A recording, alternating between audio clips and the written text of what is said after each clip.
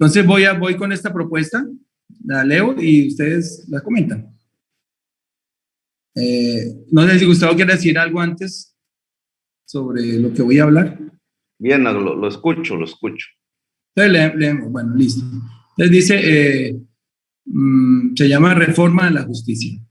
Dice, se sabía que la invitación de Gustavo Petro a conformar un pacto histórico hecha desde este mismo espacio en julio de 2020 llegaría a tener eco entre los colombianos. Pero no imaginé que llegaría a tener tanta y tan rápida acogida y a despertar tanta pasión como para ilusionar a todo un país con un verdadero cambio. En todos los rincones de la patria, en todos los territorios olvidados, en la academia, en el seno de todos los partidos progresistas, al interior de los movimientos sociales, no se habla de otra cosa que del pacto histórico. Pero el pacto histórico tiene que mutar muy pronto de un sentimiento y un anhelo colectivo a un vigoroso pacto social y político capaz de cambiar a Colombia para siempre. Tiene que convertirse en un faro moral y programático que ilumine el camino de quienes desean desde lo profundo de sus corazones una transformación de Colombia en lo que nunca ha sido, un país libre, justo y en paz. Para darle vida al pacto histórico hemos tomado en innumerables reuniones 2 decisiones que encierran su visión, su misión y su filosofía. La primera, lanzar listas al Congreso de la República en la que estén representados todos los sectores sociales, sindicales, étnicos, intelectuales, culturales y políticos del progresismo, la izquierda democrática y el liberalismo colombiano. Unas listas capaces de conquistar el voto de medio país hasta convertirse en las mayorías absolutas del Congreso, es decir, un mínimo de 55 senadores y 86 representantes a la Cámara.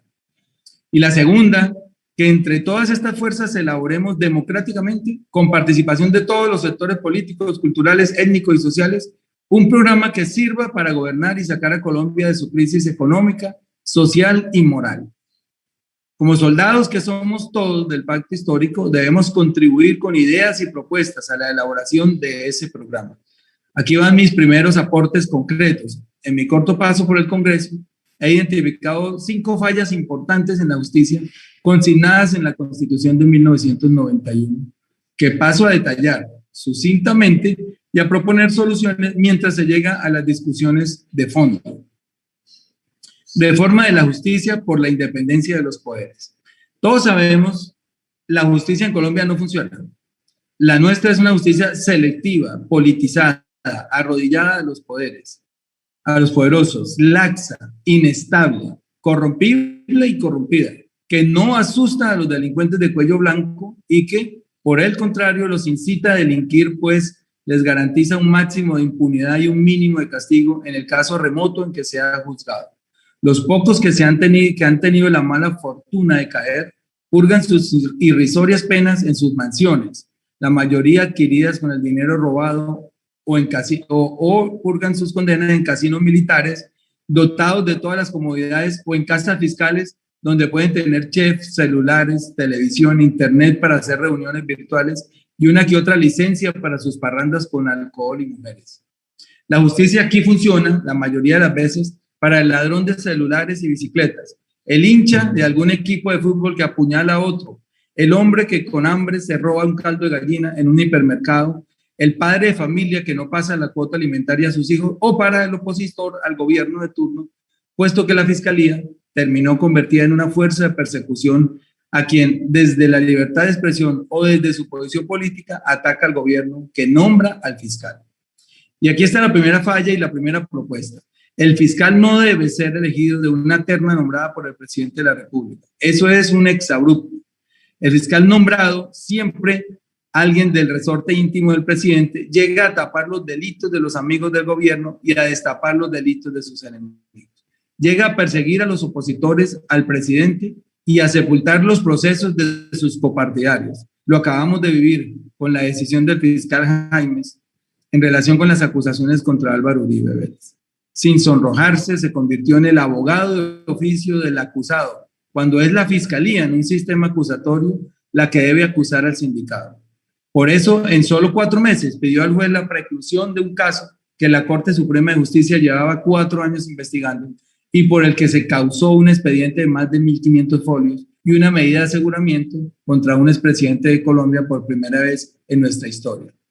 La propuesta número 1 es que la elección del fiscal general de la Nación sea elegido por la recién creada Comisión Nacional de Disciplina Judicial, de una terna enviada por las salas plenas del Consejo de Estado, la Corte Suprema de Justicia y la Corte Constitucional. De este modo se privilegia la independencia de la justicia y no se permite la injerencia de la política en la decisión. Una elección así dejaría establecida la frontera entre la rama judicial frente a la ejecutiva y a la legislativa. Muy difícil que las salas plenas de 3 cortes dejen colar, por ejemplo, a un fiscal tan oscuro como Néstor Humberto Martínez o a uno tan mediocre y servil del establecimiento como Francisco Barbosa. La propuesta 2, elección del Procurador General de la Nación. Con la Procuraduría sucede algo peor. Es el Senado de la República quien elige al Procurador General de la Nación. Es decir, parte de la clase política causante de la corrupción en Colombia elige a quien los va a disciplinar. Ya hemos visto cómo en el pasado congresistas que votaron por el procurador de turno resultaron favorecidos con sus fallos. Para no ir tan lejos, Alejandro Ordóñez le pagó su voto al hoy sindicado y presidiario Eduardo Pulgar con la preclusión de varios casos que llevaba en esa entidad. También ha sido común encontrar fallos con sentido ideológico. No en pocas ocasiones la Procuraduría pidió a la Fiscalía archivar casos de parapolíticos y paramilitares. Para nombrar un solo caso son innumerables los fallos de Ordóñez en favor de sus electores y viceversa. Mi propuesta es que el Procurador General de la Nación sea elegido por concurso de méritos, que 3 universidades de nivel superior analicen las hojas de vida y el pasado de los candidatos y de acuerdo con una puntuación que se establece con criterios objetivos, entregue una terna de los mejores candidatos a la Corte Suprema para que allí en sala plena sea elegido el Procurador o Procuradora General de la Nación. La idea es que él o la elegida no le deba favores a los congresistas a la hora de investigarlos a ellos y a sus protegidos en las regiones, casi siempre alcaldes y gobernadores de su mafia política. La propuesta 3, la elección del Contralor General de la República. De la Contraloría es un caso idéntico, el de la Contraloría. El Congreso Pleno, es decir, Senado y la Cámara de Representantes en una misma sesión conjunta eligen al Contralor de la República. Es igual de aberrante. Los políticos comprometidos con el desfalco del erario nombrando a quien va a cuidar la torta. Es decir, los ratones eligiendo a quien va a cuidar el queso. Eso no puede seguir así. Mi propuesta es que el Contralor General de la República también sea elegido por concurso de méritos, que otras 3 universidades de nivel superior, diferentes a las que estudian las hojas de vida de los aspirantes a procurador, estudien sus hojas de vida y sus antecedentes penales y disciplinarios y que con base en un puntaje que se establezca con criterios de valoración objetivo, envíen las 3 mejores hojas de vida al Consejo de Estado para que sea esa corte la que lo elija en sala plena. Nuevamente esto se llama separación de poderes. De esta manera el Contralor no le deberá nada a quienes va a investigar. La propuesta 4 es la eliminación de la Comisión de Acusaciones de la Cámara. Otro órgano que funciona mal, o mejor, que no funciona en lo absoluto, es la Comisión de Acusaciones de la Cámara de Representantes. Es una defecio, es la negación absoluta de la separación de poderes. Allí mueren y se almacenan como hojas en otoño cientos de denuncias contra expresidentes fiscales y magistrados de las Cortes. En casi 50 años solo ha proferido una acusación, para citar un solo caso. A Álvaro Uribe le han engavetado allí cerca de 200 procesos. Y es muy fácil. Cuando se tiene mayoría, se copa esa comisión con integrantes de los partidos de gobierno y casos cerrados. No avanzan. Se quedan durmiendo en espera de que algún arqueólogo de siglos posteriores los encuentre y los lleve a un museo. Es imperativo eliminar la Comisión de Acusaciones de la Cámara por su alta politización y su extrema incompetencia. Por ejemplo, a sus integrantes no se les exige un título de abogado. En muchos casos ni siquiera tienen un título universitario de ningún área del saber. En su lugar, propongo que se cree un supertribunal para aforados con 2 instancias. La primera, conformada por un tribunal de acusación de aforados, conformado por el presidente de la Corte Suprema, el presidente de la Corte Constitucional y el presidente del Consejo de Estado.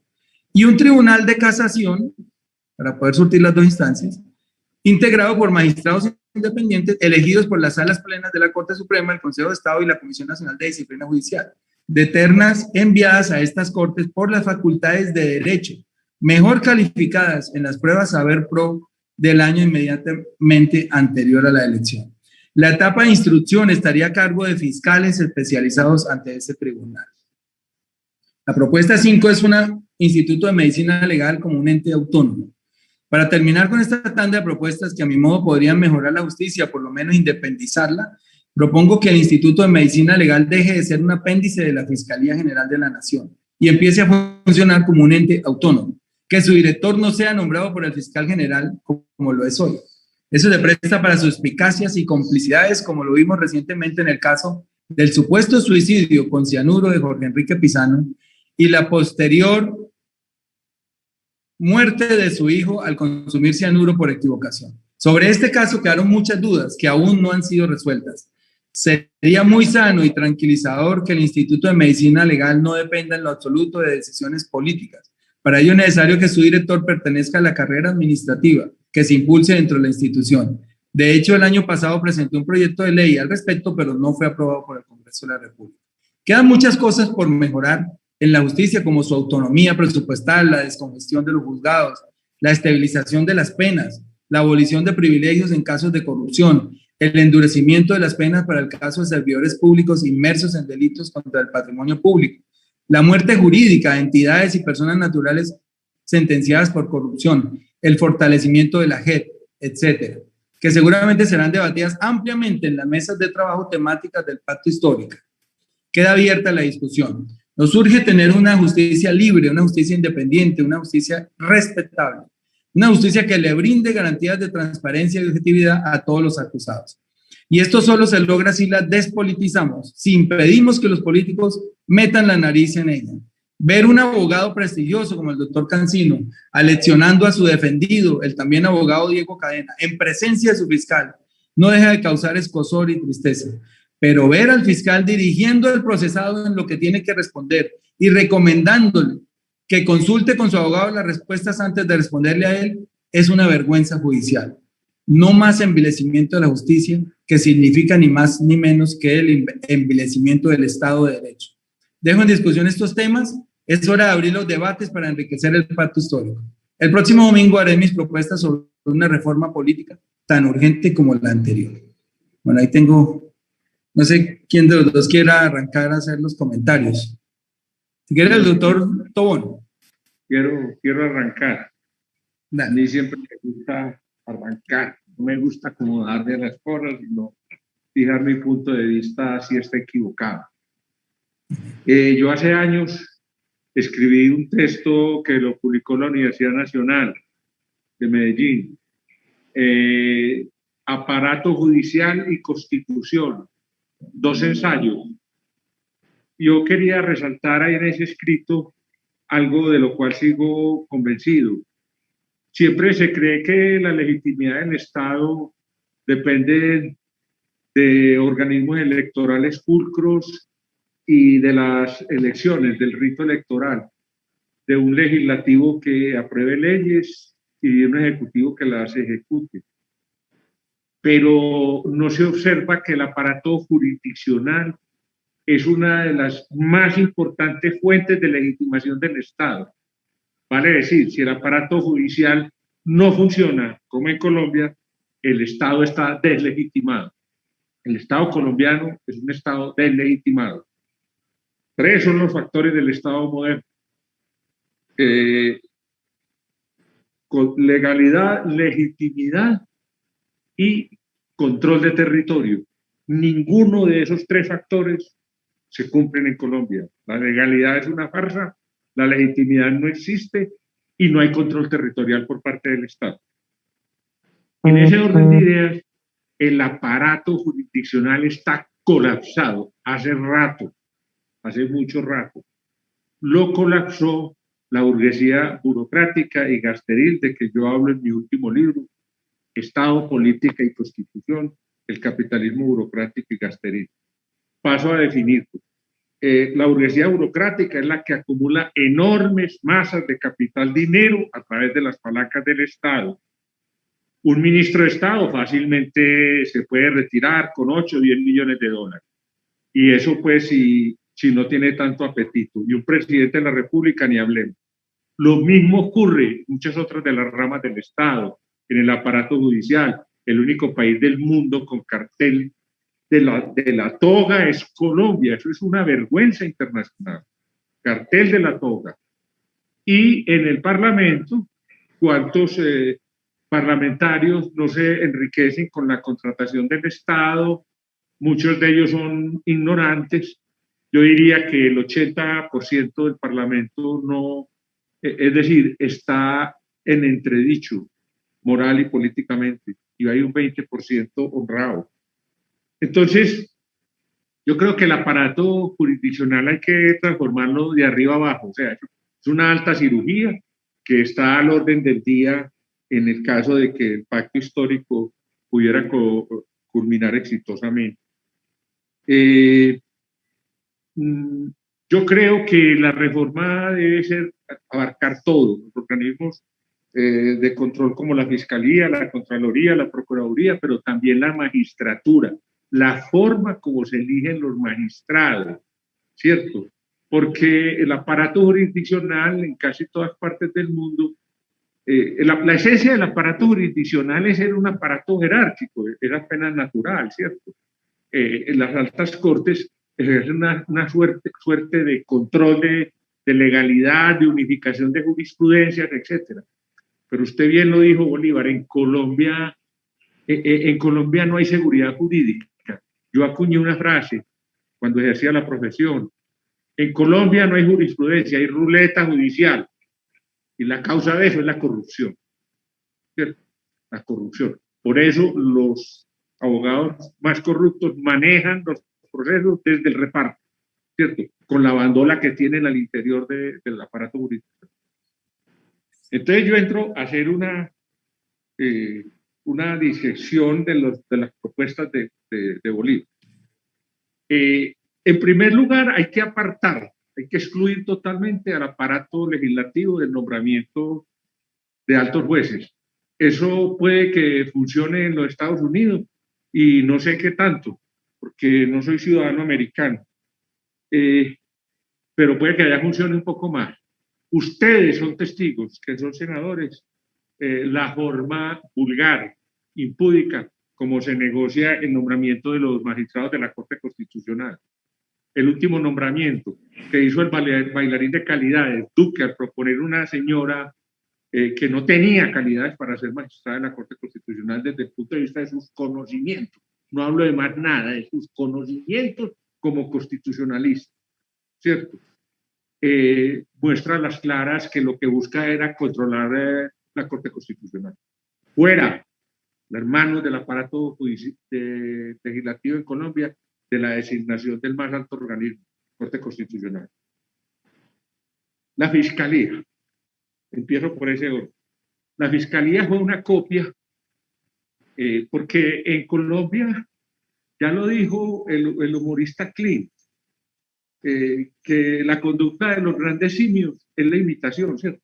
Entonces aquí cada que hay un cambio legislativo van a buscar de dónde lo copian. La Corte, la Asamblea Constituyente tuvo cosas muy buenas, pero copió muchas cosas de la Constitución española y otras de la Constitución italiana. El Consejo Superior de la Judicatura fue una burla que era el que supuestamente iba a controlar el correcto funcionamiento del aparato judicial, una burla, y hubo personajes nefastos en esa organización, nefastos. Entonces, la Fiscalía, una copia del sistema americano, ¿cierto? Entonces, el fiscal en Estados Unidos lo nombra el presidente, es parte del aparato ejecutivo, ¿cierto? En Colombia era una figura medio mixta, pero finalmente se dijo que pertenecía al aparato judicial. La terna es pervertida, porque la terna la hace el presidente de la República y nadie va a nombrar de fiscal para caer en sus garras a alguien que sea su enemigo. Siempre los presidentes obviamente van a nombrar a una persona conocida. El último caso, que es el más vergonzoso de todos, Duque propuso a su compañero de aula, no sé si era que le ayudaba mucho con sus tareas, puesto que Duque es un personaje farandulero y no creo que fuera buen estudiante. Entonces nombró a este señor, que vive autoalabando. Yo soy el más inteligente, yo soy el más bonito, yo soy el que más sé. Y nada de eso es verdad. Estoy de acuerdo con usted. No puede hacerse más la terna de fiscalía por parte del presidente. Tendría una divergencia en el sentido de que las cortes intervinieran en la escogencia de la terna y decidiera esa comité disciplinario, como se llame ahora. Yo no tengo confianza en el Consejo Superior de la Judicatura, y ese Consejo Disciplinario es nombrado por el Parlamento, cosa que no me gusta, y hubo un hecho vergonzoso en la elección pasada de un señor que fue contralor de Bogotá, un sujeto sub judice por parte de un problema como el de Odebrecht. Y en base a... Juan Carlos Granados. Juan Carlos Granados. Juan Carlos Granados. Ese señor funge de persona que va a disciplinar y moralizar la administración de justicia. Me produce una carcajada sonora. Entonces, es decir, tenemos que desclientelizar completamente el aparato jurisdiccional. Eso no es fácil. Un organismo muy clientelista desde siempre. Antes no era la corrupción tan marcada, pues como ahora, que es a punta de dinero, ¿no? Pero sí había un tipo, o sea, un magistrado de la corte te hacía nombrar a vos, pues, en una ciudad capital de departamento, si eras amigo de él, porque cada magistrado tenía sus cuotas. Eso también era vergonzoso, era también una forma de corrupción, ¿cierto? Menos, dijéramos, porque todo es por grados, ¿no? En la naturaleza y en los seres todo es por grado. Ahora es peor, ¿cierto? Entonces, yo pienso que la idea de que debe quitar la formación de la terna por el Ejecutivo es sana y la comparto. Habría que ver quién conforma esa terna y quién la elige. Habría tela para cortar con eso, pero está bien. Hay que cortar por lo sano. Procuraduría. La Procuraduría siempre ha sido la alcahueta del Ejecutivo. Aquí no se ha visto un procurador que sea capaz de decir, hombre, el presidente de la República está actuando inmoralmente. No. Hay una anécdota famosa del procurador Aramburu con Carlos Lleras que le llamó la atención con toda razón, porque esa era una época, pues, donde la clase dominante, increíble, tenía formas de urbanidad, no digamos de ética, no, de urbanidad más firmes que las de ahora. Entonces, la Procuraduría, pienso que hay que transformarla, como dice usted, y estoy de acuerdo en la elección por concurso, tanto de procurador como de contralor, y de fiscal y de magistrados, porque es que hay que controlarlos en los conocimientos, porque Gustavo Bolívar y Gustavo Petro, uno no puede leer la conciencia moral de las personas, uno las lee a través de los actos, pero no las intenciones. Esa máquina todavía no se ha descubierto. Entonces, hay un primer paso, y es que la persona tenga un saber que domine, y eso es un primer control para evitar magistrados totalmente ineptos que van a ganarse un sueldo y fallan los auxiliares. Y eso es muy común en el Consejo de Estado, en la Corte Suprema, en la Constitucional, un largo etcétera. Entonces, estoy de acuerdo que haya una elección por méritos y que el control deben hacerlo las universidades públicas, agregaría yo públicas. No me gustaría que fueran las universidades privadas. Me imagino a la Universidad de los Andes con toda su respetabilidad y que ocupa altos cargos en el Ejecutivo, pero es una universidad de oligarcas. Entonces sobran los comentarios. Lo mismo la Javeriana. No, universidades públicas, Nacional, la de Antioquia, la de Valle, muy respetables, por cierto. Contraloría, no, es que lo de la Contraloría es una cosa aberrante. Ahora hay en la Contraloría, yo lo llamo así, lo digo públicamente, hay un muchacho Gomelo, de la bandola, porque la política en Colombia es por bandola, de la bandola de César Gaviria, Infierno, de Yepes, cacique mayor del Partido Conservador. Esos son los antecedentes de este muchacho. Yo digo una cosa, la Contraloría tiene un gran poder, y ese poder en parte se convierte muchas veces en un poder de chantaje. Y es una vergüenza, como dice usted, Bolívar, que sean los mismos políticos que son los que saquean los recursos del Estado en suma de 50 billones, como lo ha dicho la Contraloría anterior y esta. Eso hay que hacerlo por concurso. Eso no hay, eso, no estoy diciendo que el concurso evite, moralice por sí mismo, pero es un pequeño filtro, pues. Es decir, sin él no hay nada. También creo que hay que controlar la Contraloría y dejarla que sea el Parlamento el que nombre al Contralor.